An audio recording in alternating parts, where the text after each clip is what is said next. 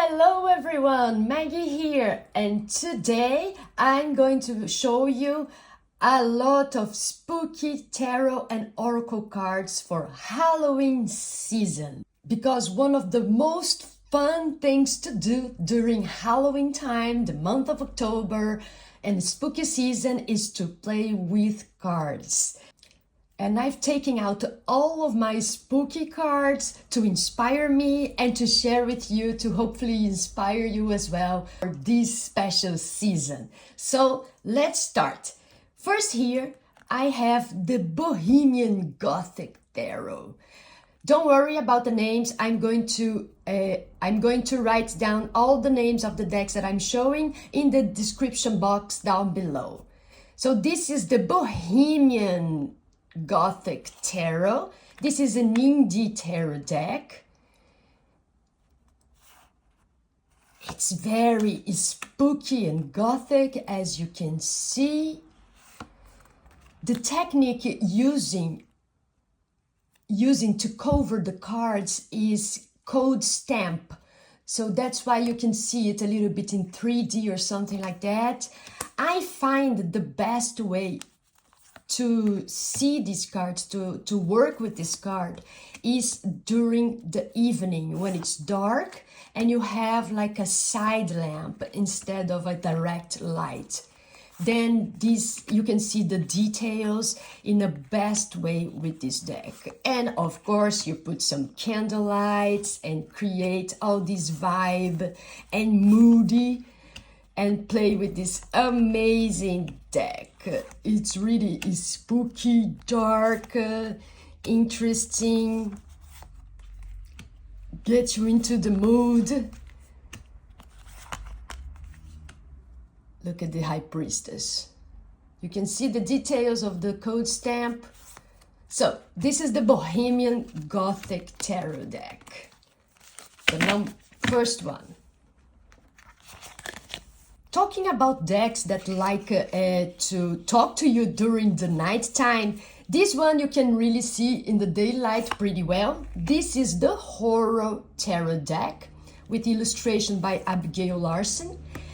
This deck likes to talk only in the evening, at least to me.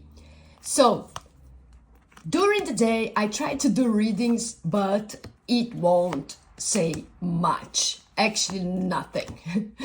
But if I draw the cards in the evening or during the night time with some candles and a side lamp, then this baby start chatting a lot, and it has a lot of stuff to tell. I edged mine in red. When you buy it, doesn't come like this, so it gets the same colors of the backs.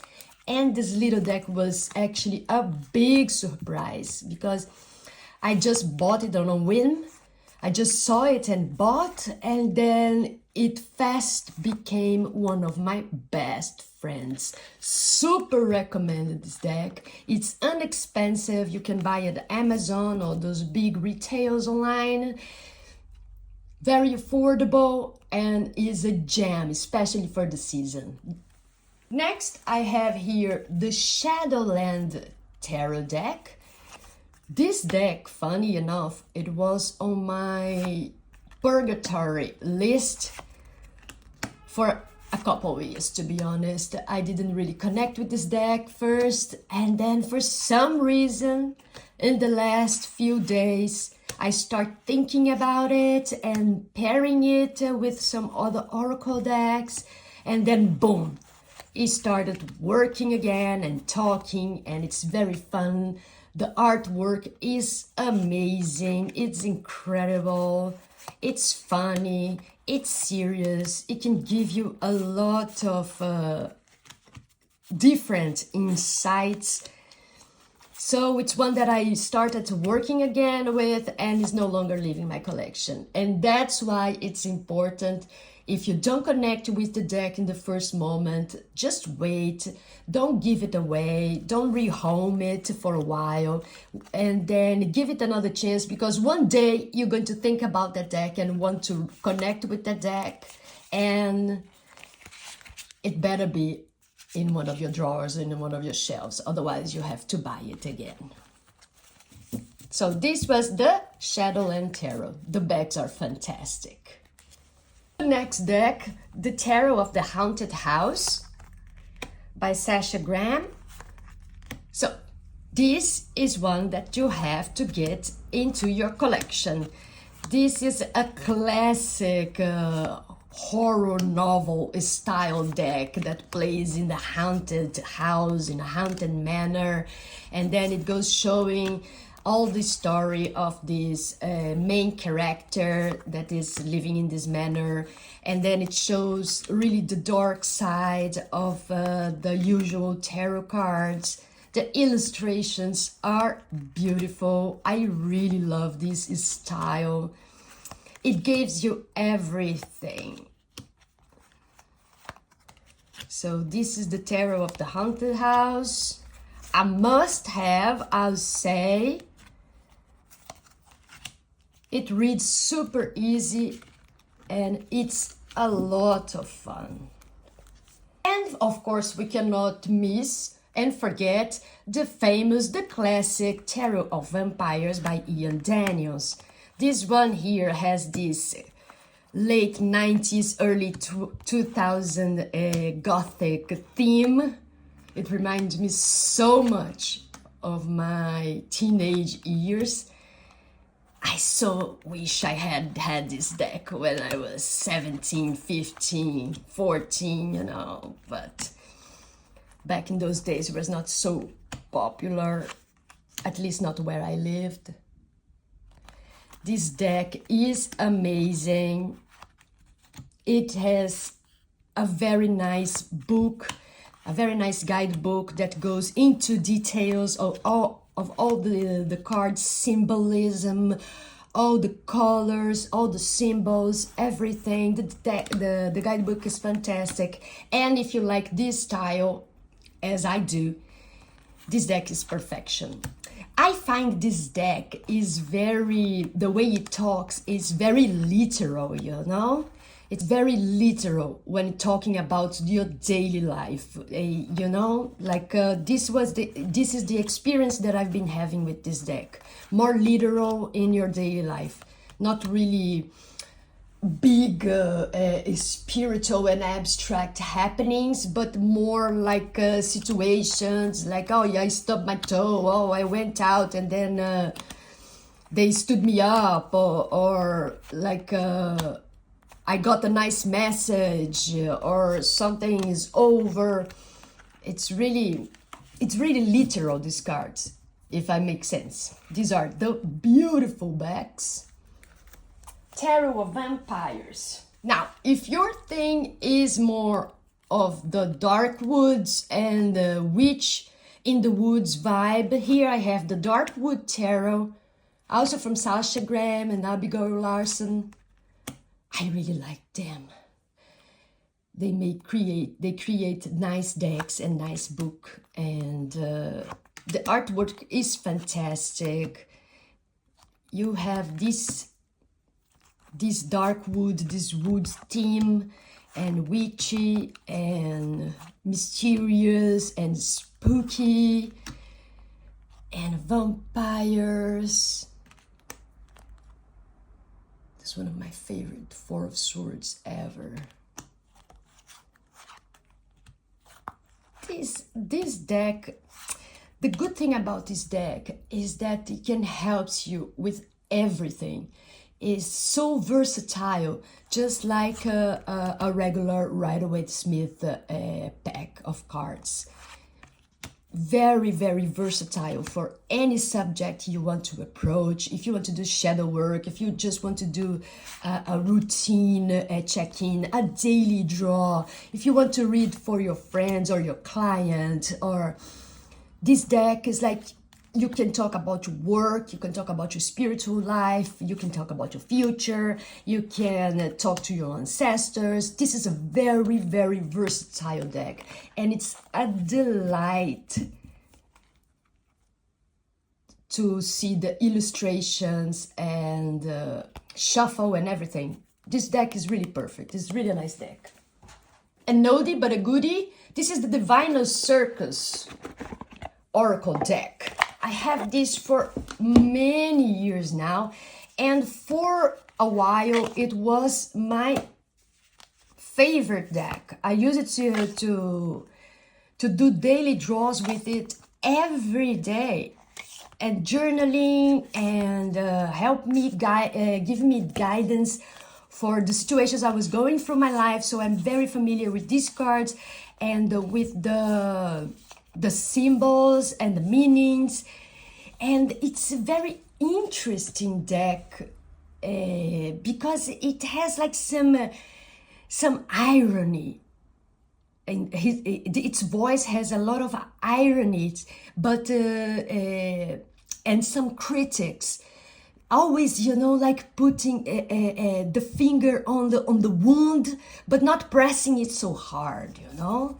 But it's like it's going to call you out on something that you don't really want to know, or you just like keeping yourself distracted not to look at it. But it's going to say to you, no, you have to look at it. You know that you need to look at it and take good care of it, because otherwise you were not going to get what you want, sister. So I do recommend, especially for this time of the year, the Divine Circus Oracle cards by Alana Fairchild. Of course, we cannot miss the Halloween tarot cards. This one I just did a throughout review in the channel. You can check, talking about all the symbols and the meanings of the major arcana. This deck it's delicious as well. It's like the scene is set up in a Halloween night, and you have here, like a Halloween party everywhere. It's like it has this comic book style, but you can really find all the symbols to work with as a serious tarot deck. So you might think that this is just fun. This is just like a fun toy, but actually not. You can get really straight to the point and serious reading with this. And it's a must-have, of course, to play around for Halloween. For this time of the year, the Halloween tarot deck. Obviously, we cannot let out the Seasons of the Witch, the Samhain Oracle. Look at this. These red backings, the red gilding. So, this deck's already a few years old. It has the perfect and appropriate October, mid and late fall atmosphere, with all the themes for witchcraft and Halloween. And it has a very nice book. But what I really like about these cards, this Oracle deck, is the artwork. I find the artwork fantastic.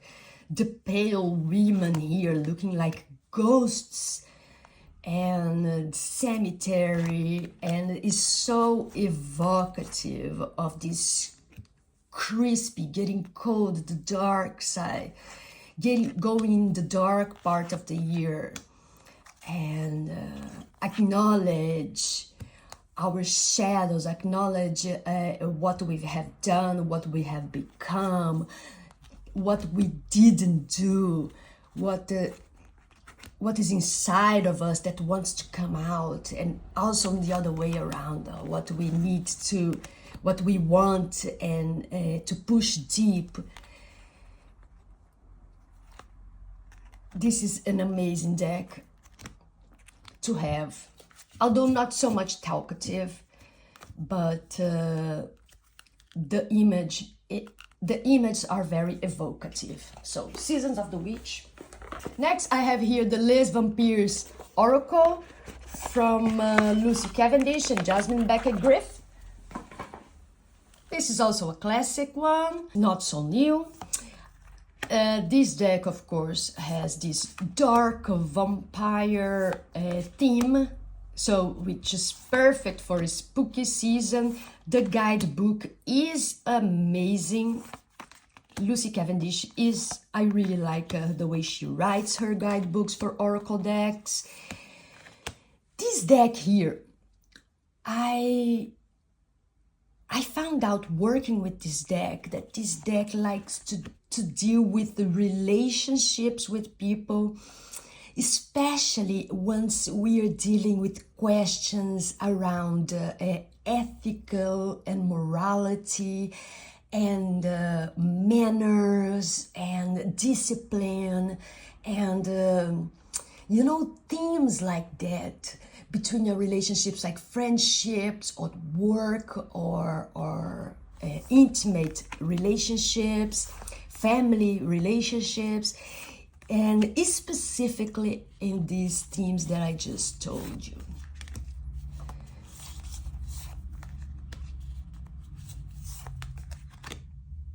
It's really interesting deck. You see the monster within.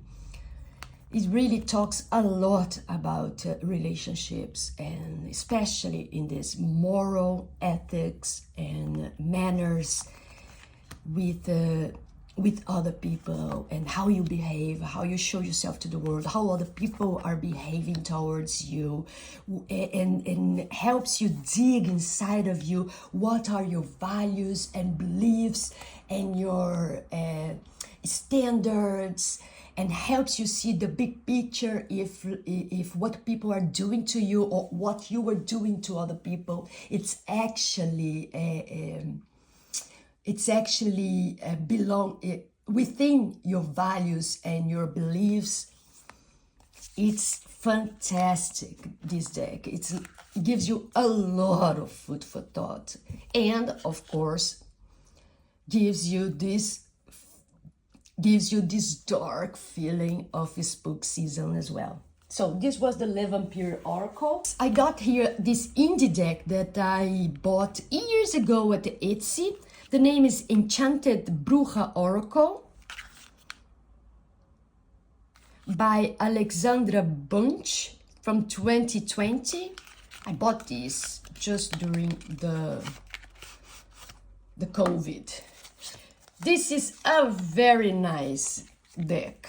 Black and white with a name of the card and a keywords, simple like that. And it's very Halloweeny. Cat, evil eye. I find it fantastic, evil eye.